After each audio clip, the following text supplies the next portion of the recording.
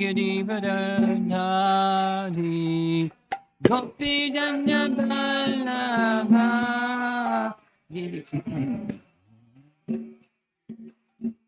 Sadhanandana Brajajana Ranjana Nandana Brajajana Jasodhanandana Brajajana Ranjana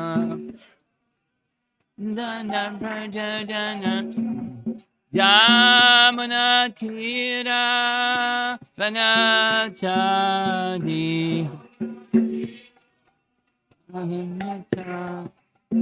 Yamuna Tira Vanachari Avanata Jaya Radha Madhava Kunjabi Hari Jaya Radha Madhava Kunjabi Hari Jaya Radha Madhava Kunjabi Hari Jaya Radha Madhava Kunjabi Hari Gopi Jana Vallabha Girivardhari Gopi Jana Vallabha Girivardhari Gopi Jana Vallabha Girivardhari Gopi Jana Vallabha Girivardhari Yasodhanandana Brajajana Ranjana Yasodhanandana Brajajana Yasodhanandana Brajajana Ranjana Nandana Brajajana Ranjana Jamuna Tira Vanachari Jamuna Tira Vanachari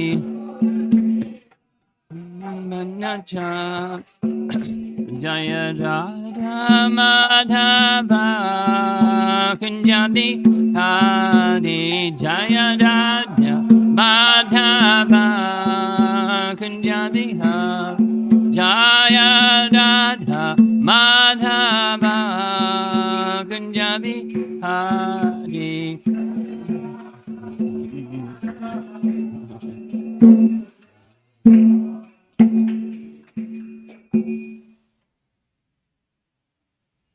Jaya Om Vishnupad Paramahansa Parivajakacharya Astatara Satsasi Simad His Divine Grace A.C. Bhaktivedanta Swami Srila Prabhupada Ananta Koti Vaishnavindaki Gaura Premanandi.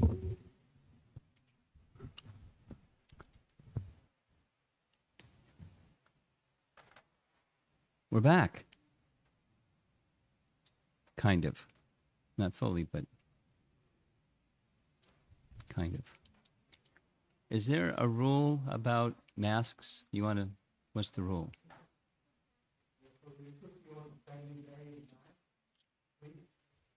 There's a, a Delta mutation thing, and who knows, and we don't want to have a problem, right? Better to be safe than dead. Or sorry. And the children that are talking, you know what to do, right? Thank you very much. Shh.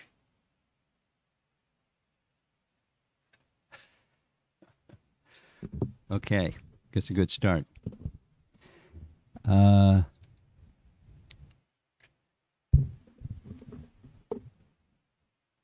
In the evening class, I was considering resuming Canto 4, Chapter 14, and then in the evening class, then continuing on with Chapter 15. For that reason, that's our topic this evening. This is the pastime. Shh.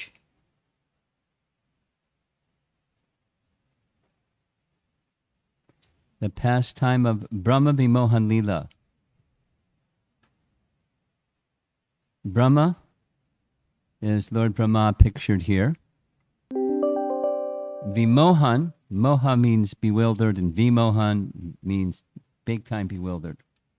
Brahma Vimohan Lila, the pastime of Lord Brahma becoming bewildered by Krishna. So there it is in Sanskrit, Brahma Vimohan Lila. And this Lila of Brahma becoming bewildered is chapter 13 of Canto 10, so I'm going to do a really quick summary, where in the morning,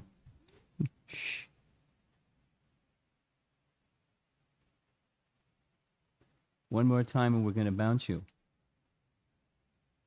Okay? I hope you bounce.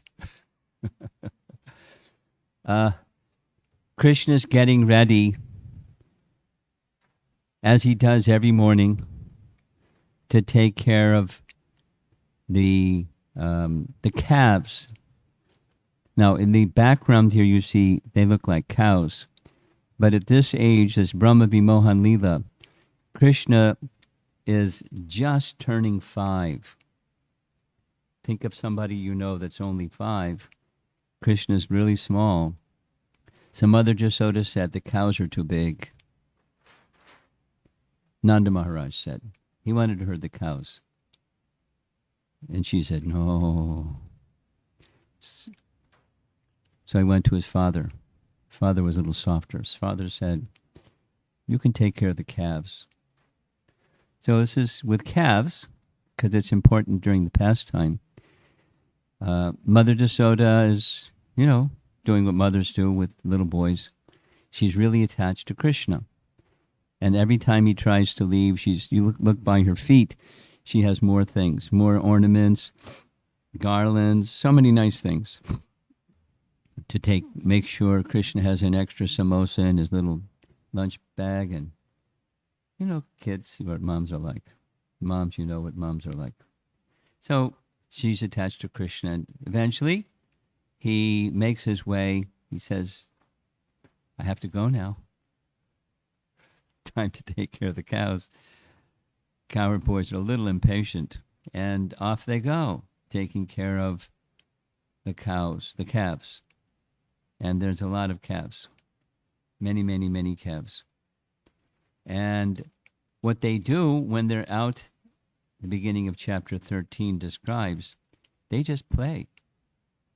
I mean, the calves are so attached to Krishna, they just follow behind Krishna. What are they doing? They're just playing. Here you see an illustration from one of the verses.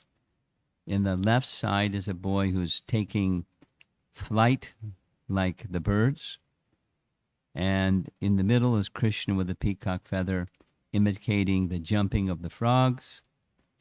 And on the right is another boy imitating the posture of the peacocks as they prance here and there.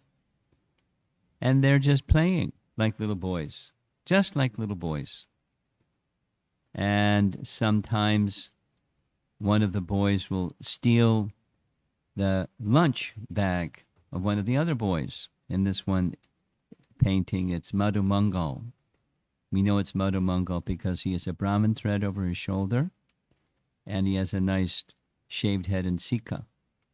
That's Madhu Mangal. Madhu Mangal is one of Krishna's very dear friends. And most of the cowherd boys, they're cowherds, but Madhu Mangal is a Brahmin amongst them, and he's very funny. And when Krishna steals his lunch, or one of the boys steals his lunch, he runs, Madhu Mangal chases, he tosses the lunch to another boy, Madhu Mangal runs to the other boy who tosses it to another boy, and Madhu Mangal starts to cry. And says, you're in big trouble, you've stolen property of a Brahmana, you're in big trouble. And they laugh and laugh and laugh. And then eventually they give him a lunch back. And sometimes they just sit under a tree and enjoy hearing Krishna playing upon his flute, while the calves are grazing nearby, because the calves just follow Krishna. They're attached to Krishna. Like the cowherd boys are attached to Krishna. Their rasa is different. Their relationship with Krishna is different. But their attachment is to Krishna. So in this way, there's a whole long section that describes the activities of the cowherd boys. The rasa of being a cowherd boy in the spiritual world sounds like lots of fun. And in that mood of joyous play, they are moving along the side of Govardhan Hill, and they see what looks to them like a giant serpent lying in a place where they never saw one before. And they're thinking joyfully, we don't know what it is. Maybe it's a big serpent. And some of the boys start running and say, no, don't worry. Krishna's always given us protection. Let's go inside and explore around. Maybe it's a big cave. Maybe it's just some play activity that Krishna arranged for us. So as you see, all the cowherd boys, they start wandering into the mouth of the Aghasura demon. The calves see the boys go, so the calves just follow the boys, and they enter the mouth of the Aghasura demon also. And he's really big. It says in the Bhagavatam that his upper jaw was touching the clouds. He's a really big guy. And very interesting, Krishna sees the cowherd boys entering the mouth of the Aghasura demon and starts to feel perplexed. Krishna likes feeling all kinds of feelings. And his perplexity is, how will these cowherd boys stand being in a place where they can't see me? They'll faint. They won't be able to maintain their lives. So he decides to go rescue them. But he's playing, that was a moment of his own Yogamaya potency influencing him. And then that Yogamaya potency shifted to show Krishna what to do. So what did Krishna do? He entered into the mouth of the demon also, because the demon wanted to kill Krishna, so he didn't close his mouth when the cowherd boys went in. But when Krishna went in, he closed his mouth.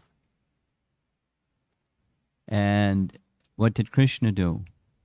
He made his body bigger and bigger and bigger. Mahima Siddhi.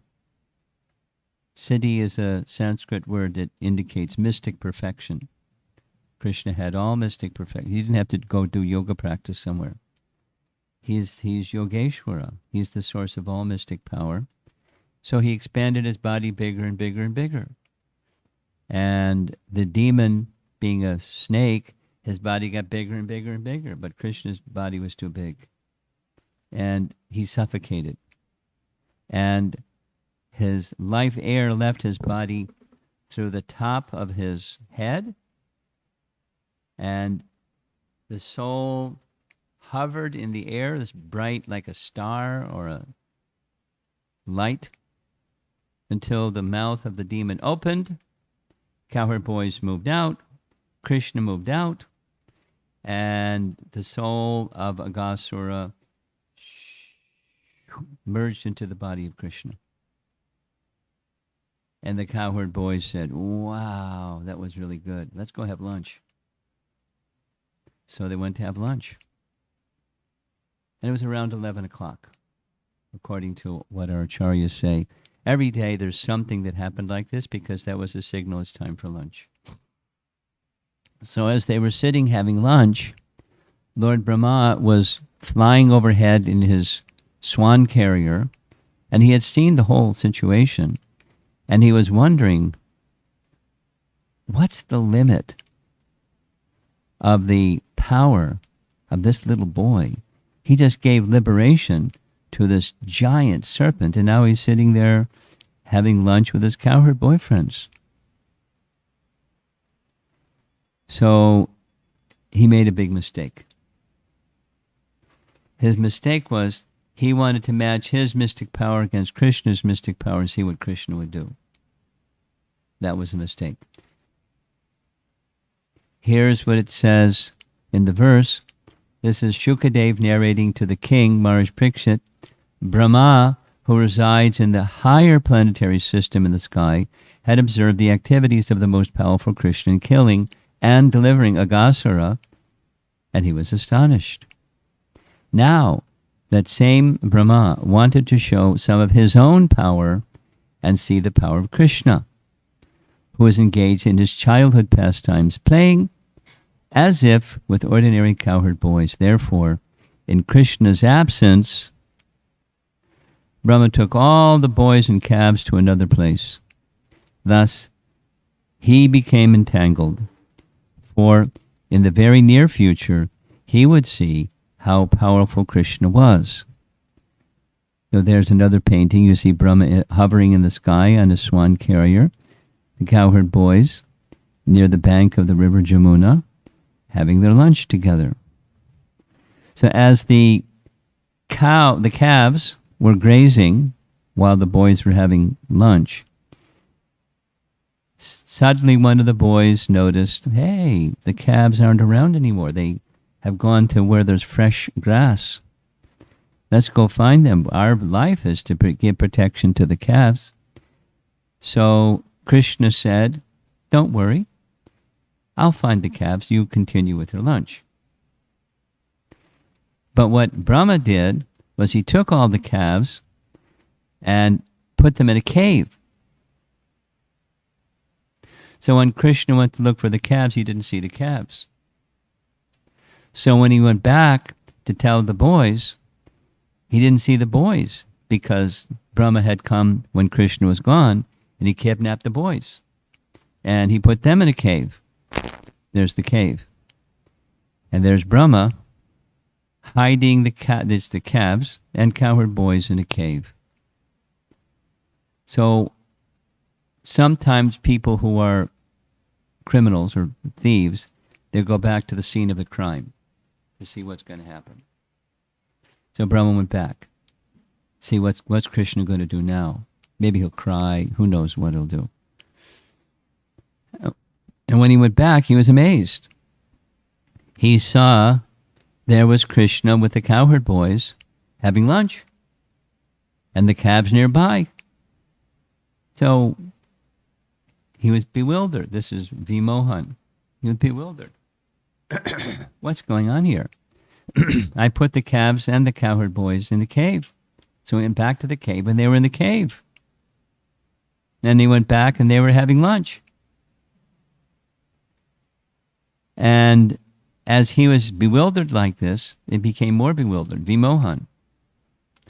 Along with showing personal expansions of exact likeness of each of the calves and each of the cowherd boys, Krishna simultaneously manifested forms of Narayana for as many calves and cowherd boys as there were. And not only forms of Narayana, but all of the potencies of Narayana. And how many potencies are there for the unlimited Supreme Lord? Unlimited. Here's what the Bhagavatam says. All the Vishnu Murtis were surrounded by the opulences, headed by Anima, said he, by the mystic potencies headed by Aja, by the 24 elements for the creation of the material world, headed by the Mahatattva, because these are all Krishna's potencies, and now they're being shown to Brahma personified. Then Lord Brahma saw that Kala, that's time, Swabhava, that's nature, or one's situation in nature, Samskara, Kama, Karma, and the gunas, and their own independence being completely subordinate to the potency of the Lord, had taken forms, and were also worshipping those Vishnu Murtis.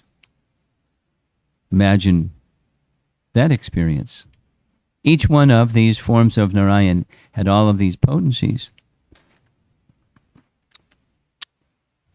The word that's used, Nija Mahi Mani, Krishna's own jewel-like nature was being shown to Brahma.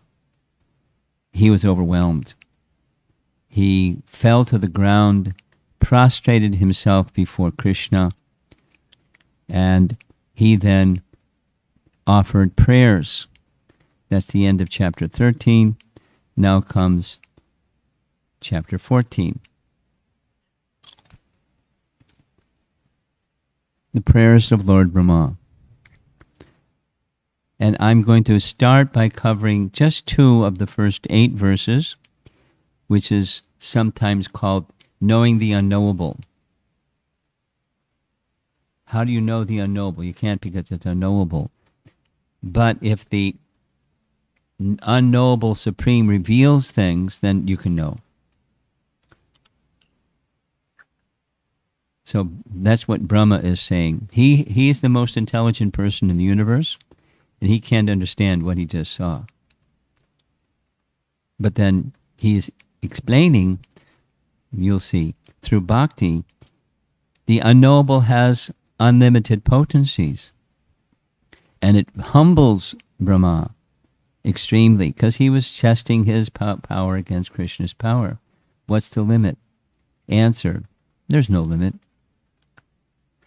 So he had not just intellectual understanding, but he had direct experience. So this is our little introduction to the prayers. A very famous verse in these first 8 verses. This can take several days to cover this topic. But one that's especially important for followers of Lord Chaitanya particularly is this 3rd verse. It's worth learning if you don't already know it. Gyane prayasa udapasya namanta eva jivanti sanmukaritam bhavadiyavartam. Then this other line, stanesta takshutigatam tanavan manobhir ye prayaso jita jitopi asya trilokyam. There's the meaning below. Those who, even while remaining situated in their established social positions, that's the stane statak, throw away the process of speculative knowledge, that's gyane prayasa udapasya, gyane prayasa udapasya, throw away the tendency to know things through the speculative method, and with their body, mind, and words, tanu van mana, offer respects to descriptions. Offer respects to like we're doing right now. We're hearing descriptions. So offer your respects, and you're following what this verse says. Offer respects, all respects, to the descriptions of your personality and activities, dedicating their lives to these narrations, which are vibrated by you personally and by your pure devotees. Ye prayaso jita.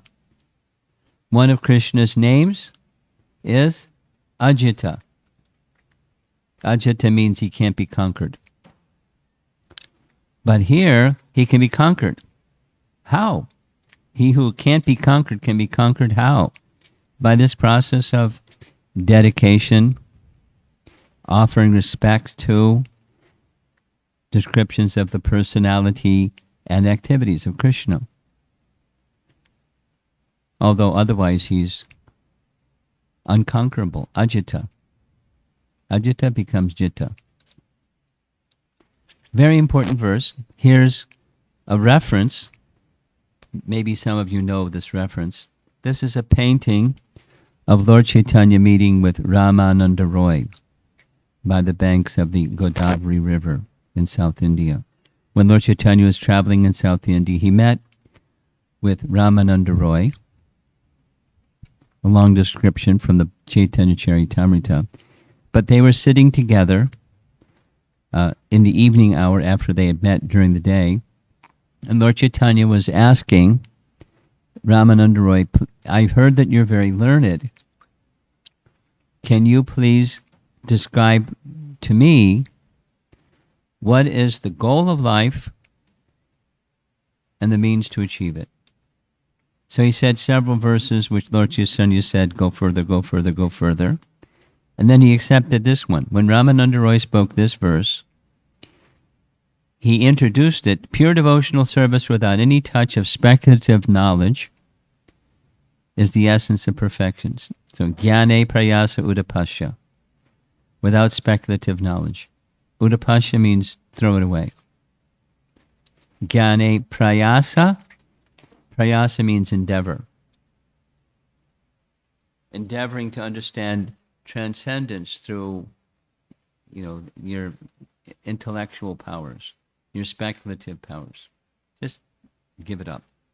And engage in service without that, but instead it's service that's resting upon hearing and chanting.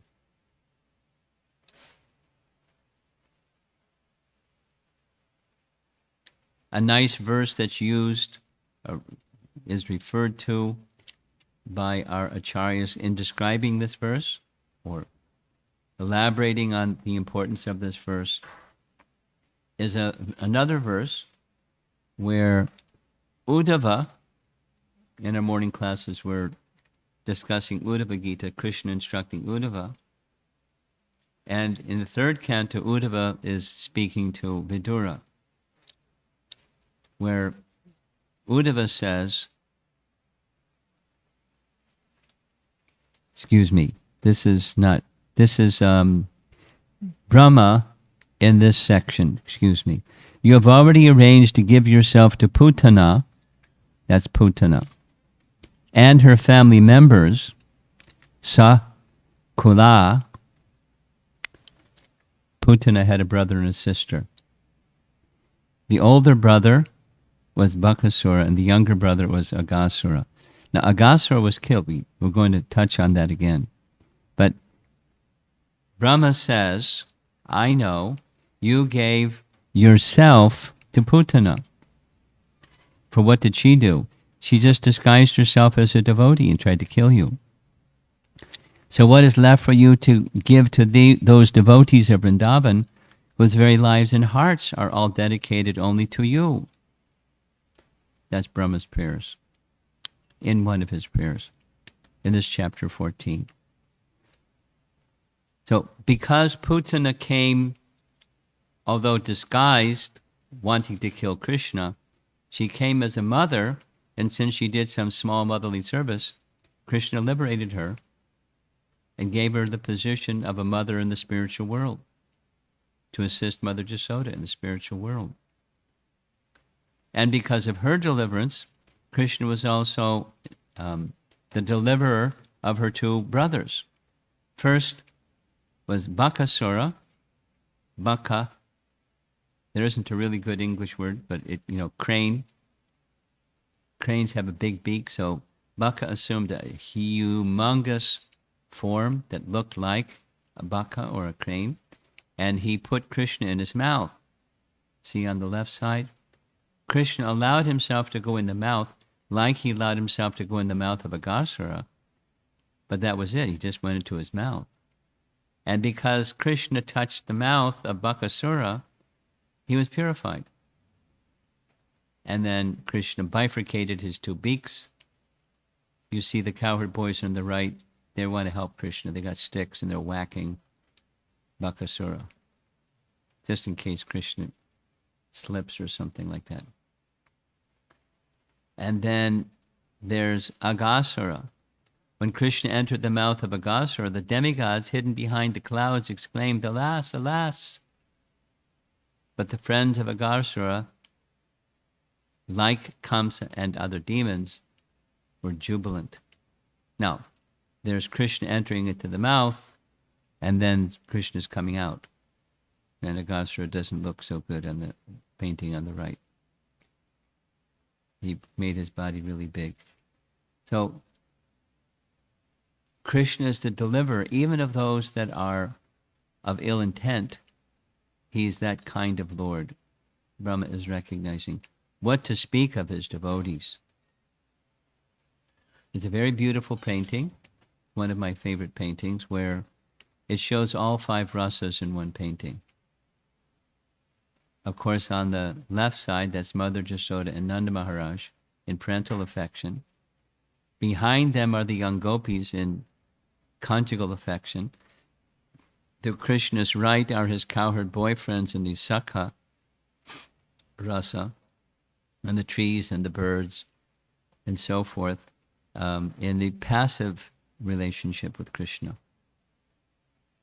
Beautiful painting. So, but especially appreciated in Vrindavan is the kind of love that the gopis had for Krishna. So Brahma is saying, how are you going to, if you're giving yourself to Putana and to her 2 brothers and giving them liberation, what are you going to give to the residents in Vrindavan that their life and soul is everything? Giving it to you. How are you going to reciprocate? Emphasis on this verse number 3. By the hearing process, we develop such a loving, trusted relationship with Krishna that he will say, I am like this. You wanted to see me as I am? You wanted to serve me? Such a deep desire for so long, and I have tested you so many times, and you chose only me. Now here I am. This is Prabhupada's words in describing restoring our relationship with Krishna. He may not, but he may want to examine how attached are we, and different circumstances. And if we're just attached to Krishna, he will one day show himself to us. I am like this. Here I am. In this same, there's one more verse, very celebrated verse in this section, the last of the introductory verses. Tate nukampam susamikshamano bhujan evat makritam vipakam. You'll find this verse in the purports of Bhagavad Gita. And we'll hear what Prabhupada has to say about this verse. My dear Lord, because he knows, Brahma knows, I've done something really bad. I interrupted Krishna pastimes. I kidnapped the cowherd boys and calves. I'm going to get a big reaction. So this is his word to Krishna about that big reaction.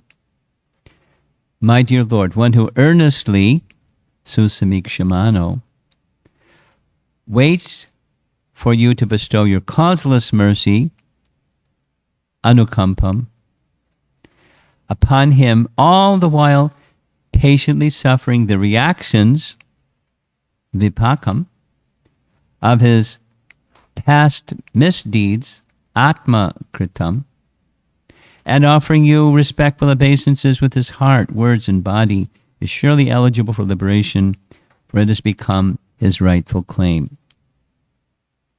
Sa dayabak.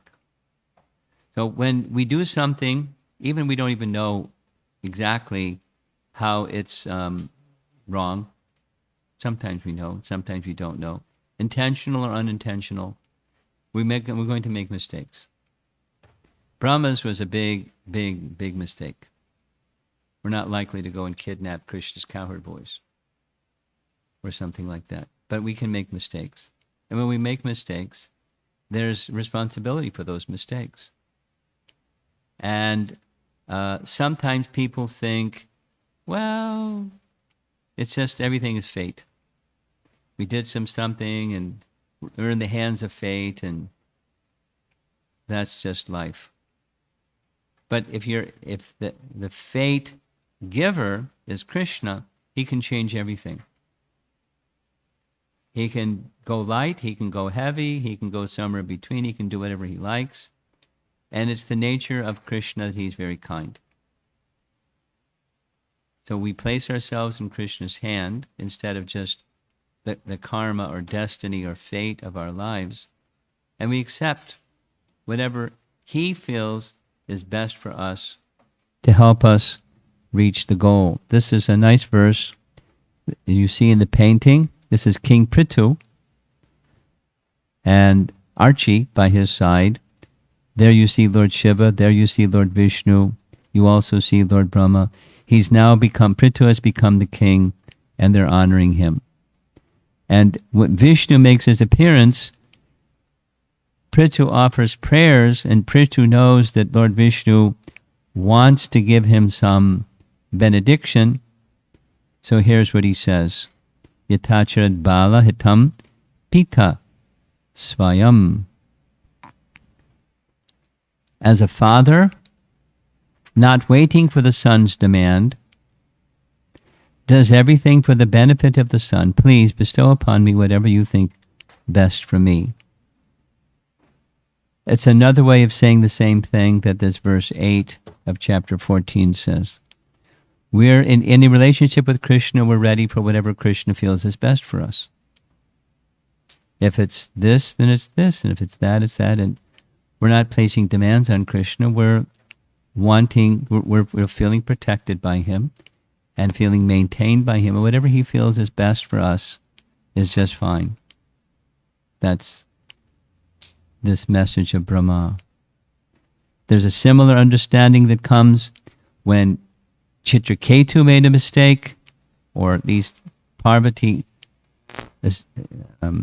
seemed to think that he made a sarcastic remark insulting Lord Shiva. She cursed him, thinking, you've insulted Lord Shiva, you become a demon. And Chitraketu accepted it and very quickly returned to the spiritual world. Indra made a big mistake. He knew there was going to be reaction. Krishna gave him the benefit of humility instead of pride.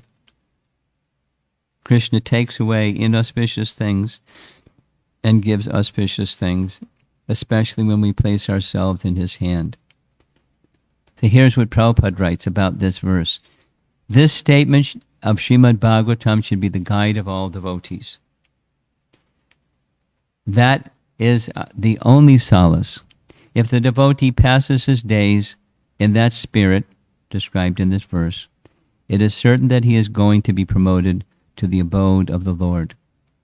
This is straight from Nectar of Devotion. We're almost done. Jiva Goswami comments on this verse. This word jiveta, remember you saw the verse, it was really big letters, jiveta, means just live. All you have to do is simply be alive. Like, how do you inherit the property of your father? In Vedic culture, you just live longer than your father. When your father is deceased, the property of the father goes to the son. It's law. Similarly, it's spiritual law. You just continue to be alive, or that means alive in devotion, and awake in your relationship with Krishna, and you inherit the property of Krishna, the kingdom of God. You go back to Godhead. That's the meaning. Stay faithful and true to a life of devotion to Krishna. So that ends the first 8 verses. The next set of verses, Brahma offers profuse apology to Lord Brahma, and we're going to conclude. There's a whole series that's nicely recorded. I hope technology is going to work here. You'll hear a narration along with pictures of his prayers that follow this.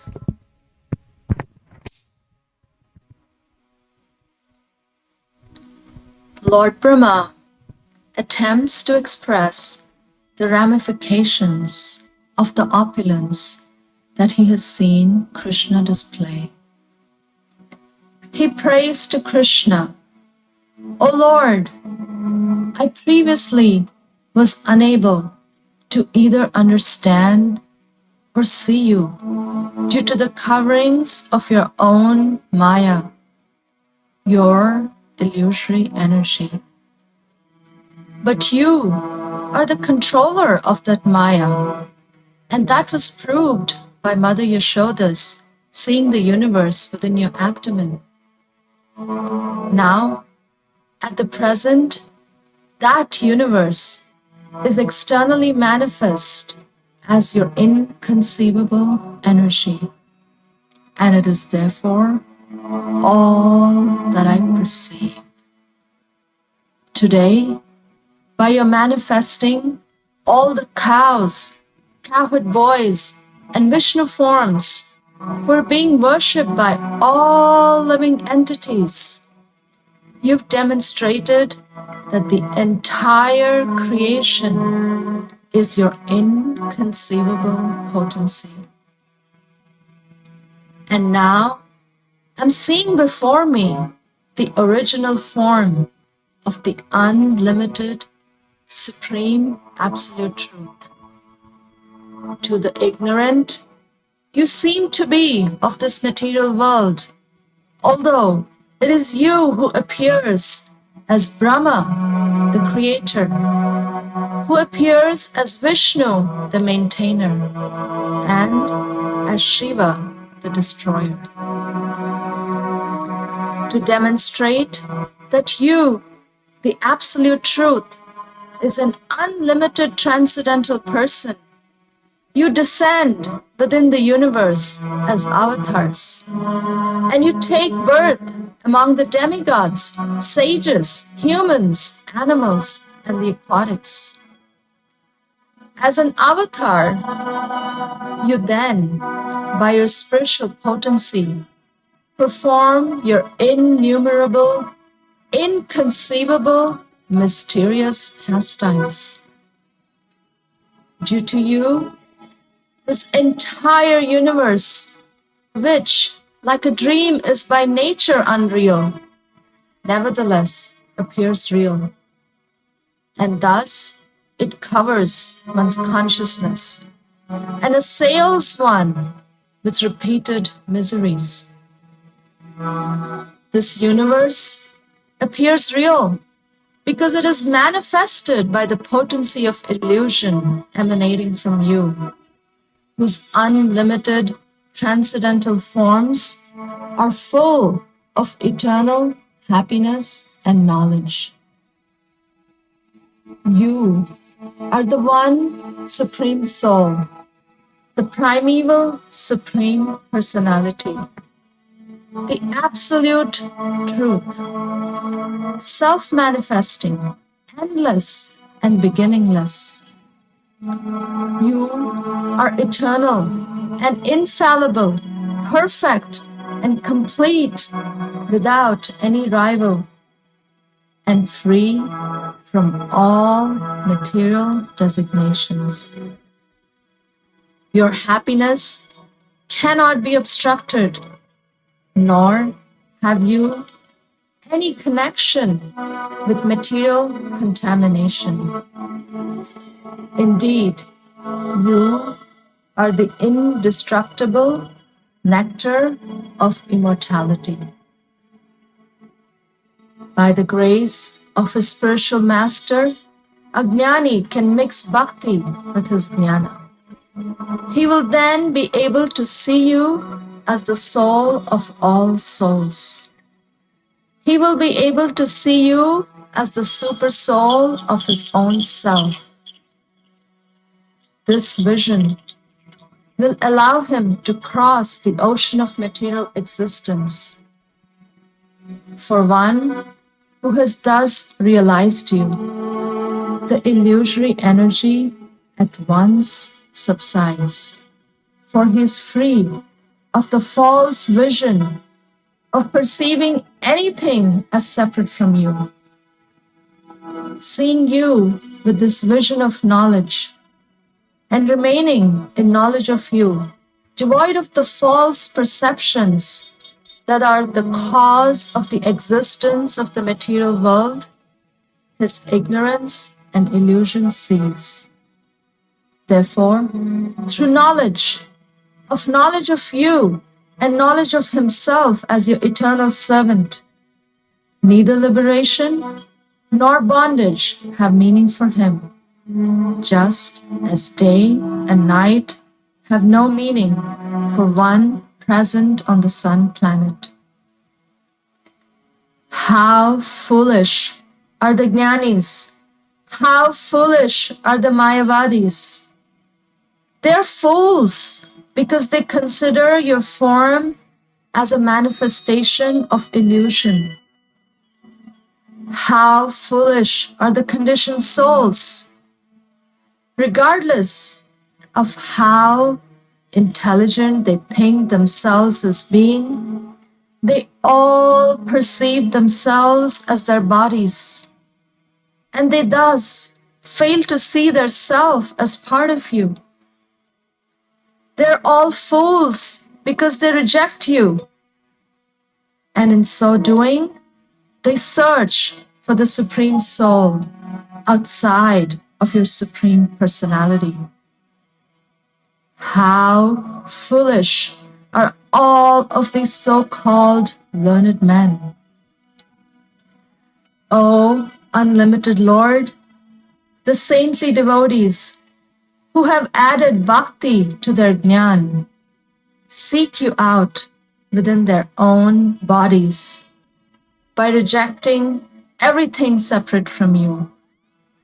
Indeed, how can discriminating persons appreciate the real nature of a rope lying before them until they refute the illusion that it is a snake? My Lord, if one is favored by even a slight trace of the mercy of your lotus feet, he can understand the greatness of your personality. But those who speculate to understand the Supreme Personality of Godhead are unable to know you, even though they continue to study the Vedas for many years.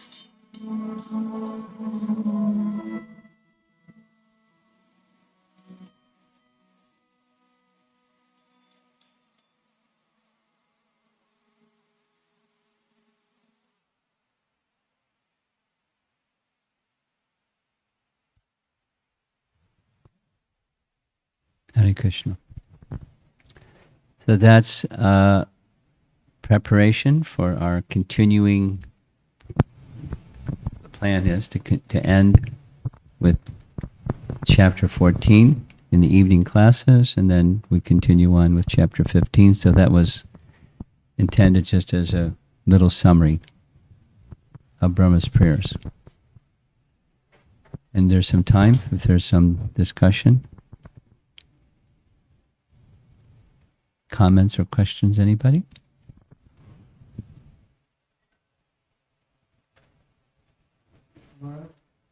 Yeah. I was reading those prayers, as I recall. In one of the purports, it said Vishwanatha Chakravarti based his foundation of Krishna consciousness on those prayers. Those last ones that were just up there. Yeah. Pretty interesting. It's a it's a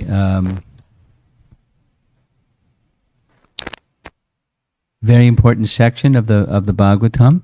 Brahma is our founder of our sampradaya, the original preceptor of our sampradaya, and so whatever he has to say is important, and it is a summary and the essence of our the teachings, and then comes the application of the teachings. That's where it gets a little delicate. Thank you for that comment. Anything else?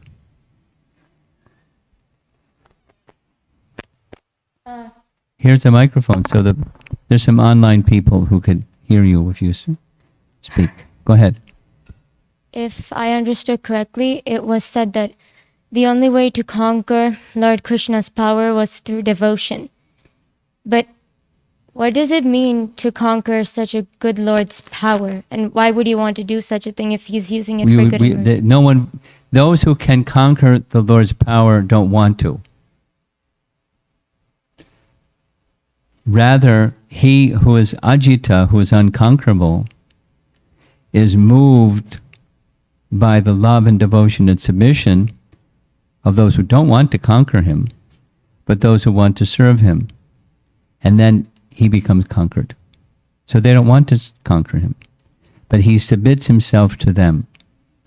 Because of their love for him, he submits himself to them. It's love. It's the nature of love. No business, just love. And he's controlled by that love of his devotee. He who can't be controlled is controlled. So it's not the ones who are serving him. Let me serve him so that I can control him. That's not service. It's something else. Then people do serve other people because they want from them, or may even want to conquer them. But that's not bhakti. It's a mystery, but that's how love works in the spiritual realm. Okay? That a nice question.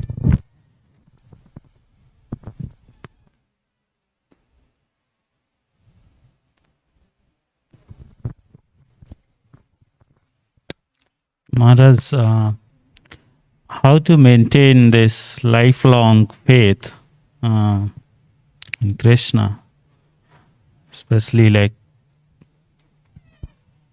in this world? Faith, like you said that, like you gave an example, like father and son. So the son just waits, so that the father, it naturally inherits the qualities or properties, whatever. But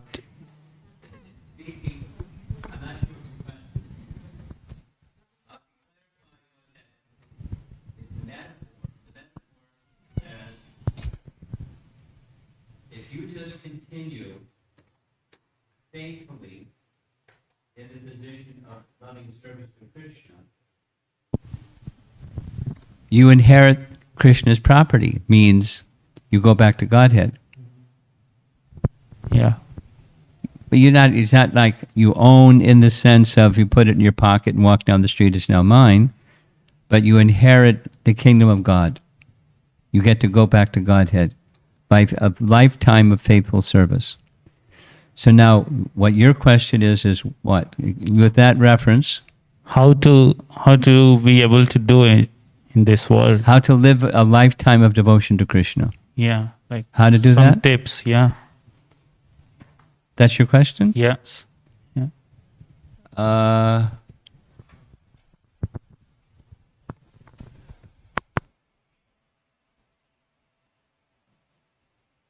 Tivrena bhakti yogena yajeta purusham param.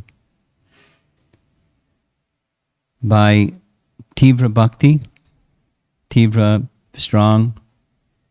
Okay, how do you get strong bhakti so I can live a whole life of devotion to Krishna? It's by practice, by cultivation. It's one way of describing or responding to your question. It's quite natural to achieve that. It's just like a diseased condition is unnatural and health is natural.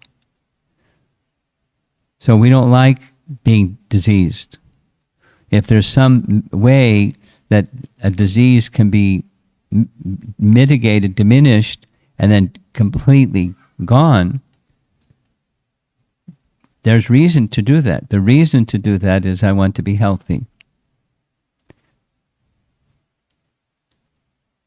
I want my relationship with Krishna to be restored.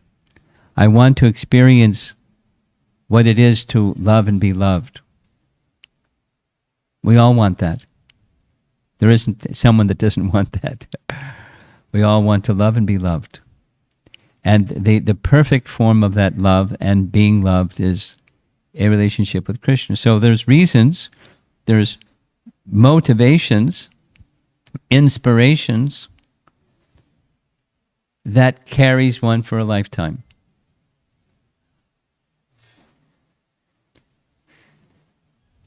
Just like a very simple example. Many people, probably just look around the room. Many people, many of us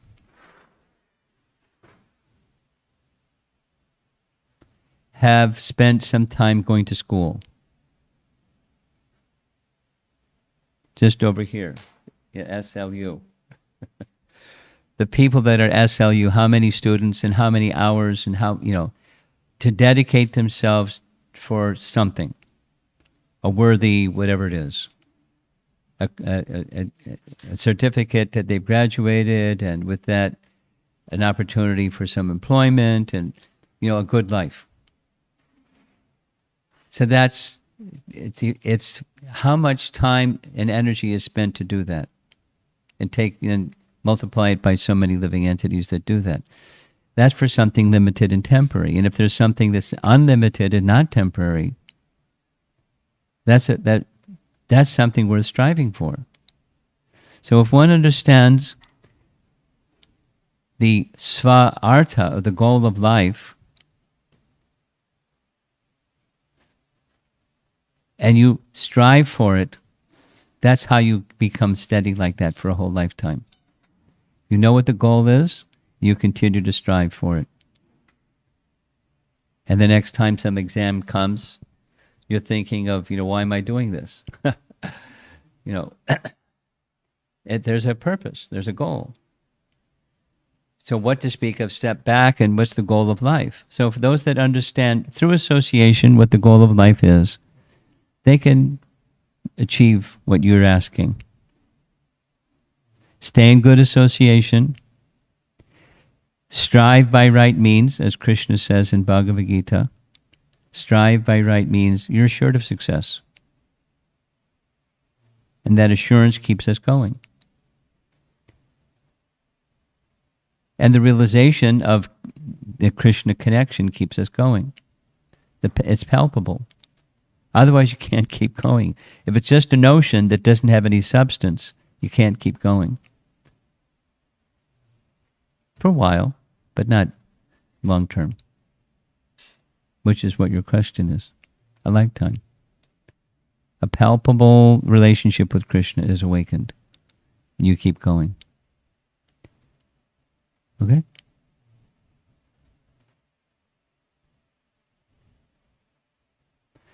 Do we have some over here question? Do we have anything online? One? Okay.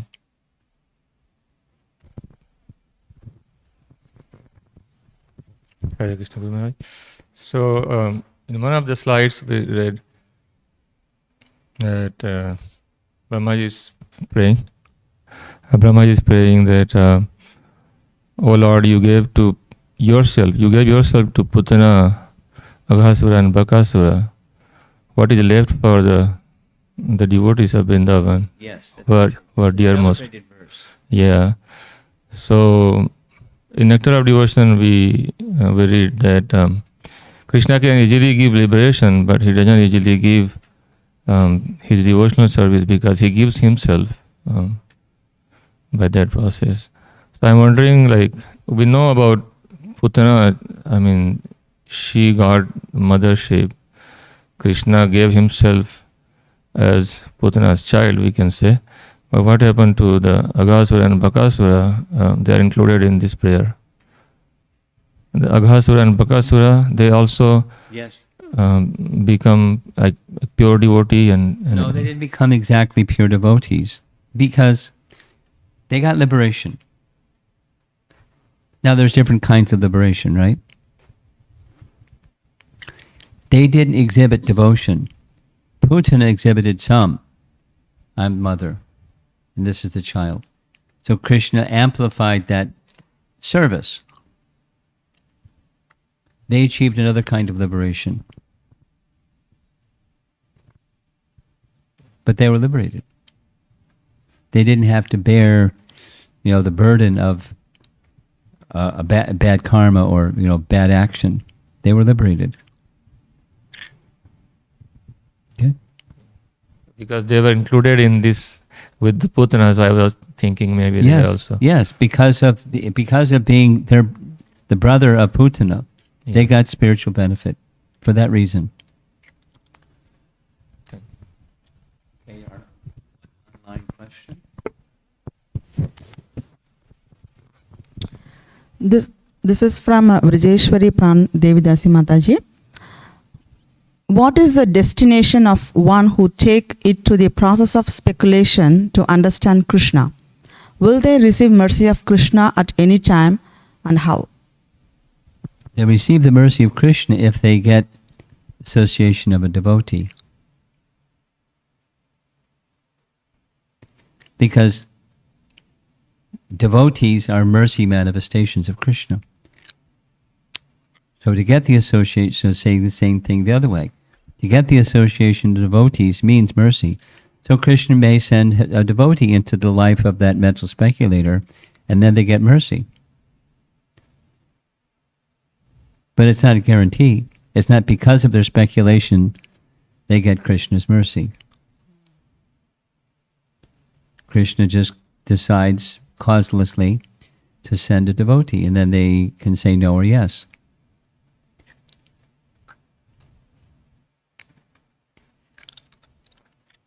The destination of a speculator can be all kinds of different options.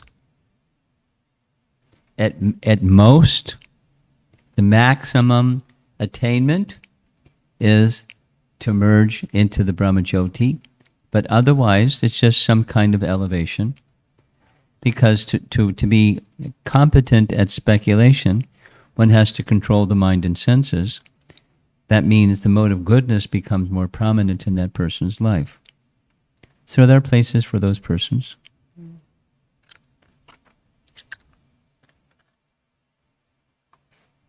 But temporary, limited and temporary, whatever it is they attain, and then back again. Tvayashta bhavat avashuddha buddhaya. Because of their intelligence isn't fully purified yet. Okay, looks like we're done. Srila Prabhupada ki.